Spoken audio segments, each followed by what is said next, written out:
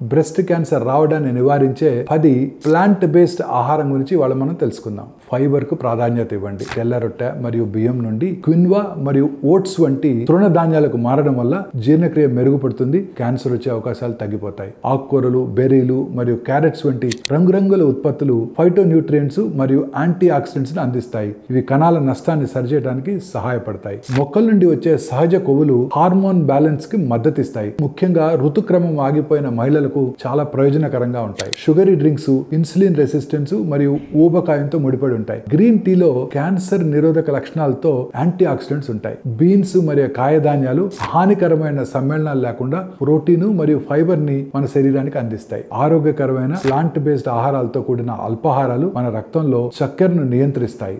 Extra virgin olive oil anti inflammatory సమ్మేళనాలు కలిగి ఉండి వంటలో ఉపయోగించినప్పుడు గుండె మరియు హార్మోన్ల ఆరోగ్యానికి మద్దతిస్తుంది. పసుపు, గ్రీన్ టీ, వెల్లుల్లి రోజువారీ ఆహారంలో తీసుకున్నట్టయితే రోగ నిరోధక శక్తిని పెంచే ప్రభావాలను కలిగి ఉంటుంది. మీరు వెజిటేరియన్ గా మారాల్సిన అవసరం లేదు. మీ ప్లేట్ లో ఎక్కువ మొక్కల ఆధారిత ఆహారం, తక్కువ నాన్ వెజ్ వైపు మారటం వల్ల తేడా వస్తుంది. ఆరోగ్యకరమైన మొక్కల ఆధారిత ఆహారాలు తక్కువ BMI కి మద్దతిస్తాయి. ముఖ్యంగా పీరియడ్స్ నిలిచిపోయిన తర్వాత రొమ్ము క్యాన్సర్ ప్రమాదం నుంచి కాపాడుతాయి.